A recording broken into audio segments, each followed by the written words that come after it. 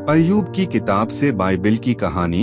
अय्यूब नाम का एक धनी व्यक्ति अपने विस्तारित परिवार और विशाल झुंड के साथ उस नामक क्षेत्र में रहता है।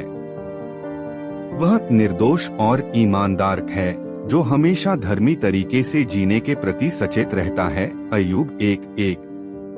परमेश्वर ने शैतान से अय्यूब का उल्लेख करते हुए कहा, पृथ्वी पर उसके तुल्य कोई नहीं है।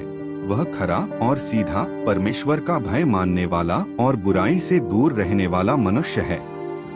अय्यूब की समृद्धि। अय्यूब को उस देश में एक धनी और धर्मी व्यक्ति है।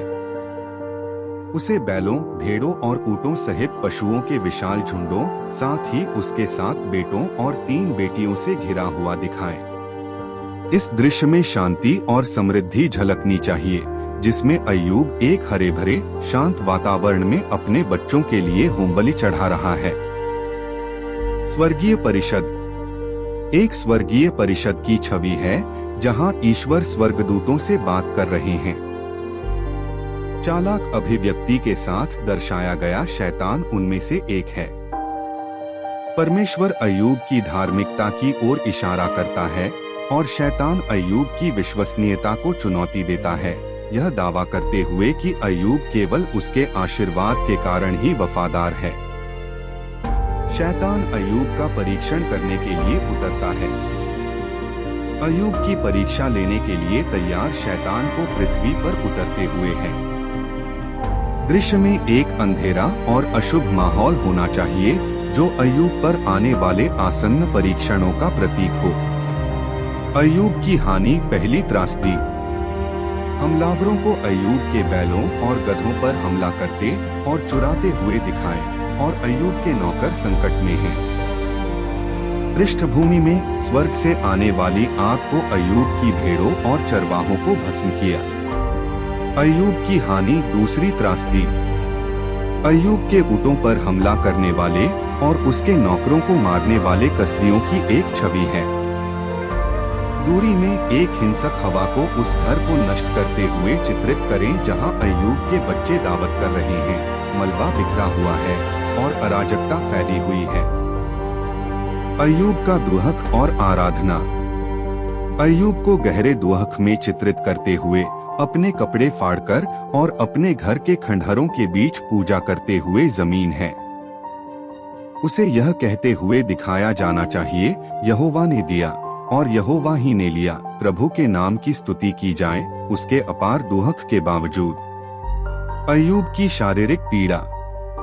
अय्यूब को सिर से पांव तक दर्दनाक घावों से लथपथ राख में बैठे उसे टूटे हुए मिट्टी के बर्तन के टुकड़े से अपनी त्वचा को खुजलाते हुए दिखाया गया है, और उसकी पत्नी पास में खड़ी है और उससे ईश्वर को श्राप देने और मरने का आग्रह कर रही है। अय्यूब की दृढ़ प्रतिक्रिया। क्या हम परमेश्वर से भलाई स्वीकार करें और विपत्ति न उसकी लचीलेपन की अभिव्यक्ति में स्पष्ट होना चाहिए। अय्यूब के मित्रों का आगमन। अय्यूब के 3 मित्रों एलीपज, बिल्दद और सोफर को उसे दिलासा देने के लिए आते हुए दिखाए। वे 7 दिन और रात तक उसके साथ मौन बैठे रहते हैं, उसके दुहक में भागीदार होते हैं। इस दृश्य को अय्यूब की पीड़ा और दोस्तों के बीच गमगीन माहौल को व्यक्त करना चाहिए। दोस्तों के साथ बहस। अय्यूब और उसके 3 दोस्तों के बीच हुई गर्मागर्म। दोस्त अय्यूब पर उसकी पीड़ा का कारण छुपे हुए पापों का आरोप लगाते हैं, जबकि अय्यूब संकट में अपनी बेगुनाही का बचाव करता है। इस दृश्य में अय्यूब के तनाव और भावनात्मक दर्द को जाना चाहिए, क्योंकि वह अपनी पीड़ा को समझने के लिए संघर्ष कर रहा है। परमेश्वर ने अय्यूब से बात की। एक दृश्य का चित्र जहां ईश्वर अय्यूब से बवंडर से बात करते हैं। छवि को ईश्वर की अपार शक्ति को दिखाना चाहिए, जिसमें अय्यूब विशाल घूमती हवाओं के सामने विनम्र और छोटा खड़ा है। इस दृश्य में ईश्वर की उपस्थिति की महिमा और विस्मयकारी प्रकृति है। अय्यूब का पश्चाताप।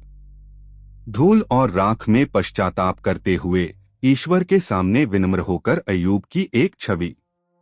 उसकी मुद्रा में ईश्वर की संप्रभुता और बुद्धिमत्ता को स्वीकार करते हुए गहरी विनम्रता और समर्पण झलक। अय्यूब की बहाली। अय्यूब की बहाली के एक दृश्य के साथ समापन, जहां वह एक नए बड़े परिवार और पहले से भी अधिक धन से घिरा हुआ है। वातावरण आनंद और शांति का है, जो अय्यूब के विश्वास और कष्ट के माध्यम से सहनशीलता के प्रतिफल का प्रतीक हो।